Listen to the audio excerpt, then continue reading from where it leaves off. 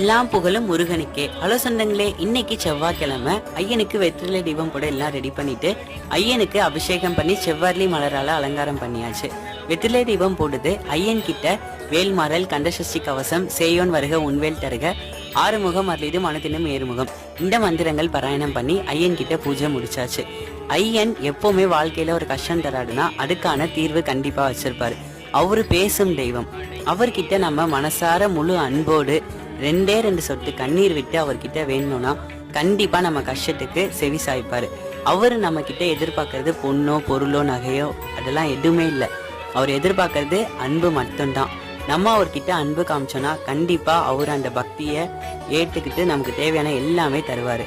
இந்த வீடியோ பிடிச்சிருந்தா லைக் பண்ணிக்கோங்க, ஷேர் பண்ணிக்கோங்க, மறக்காம ஓம் முருகான்னு கமெண்ட் பண்ணிக்கோங்க.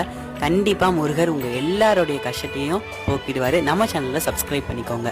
பாய்.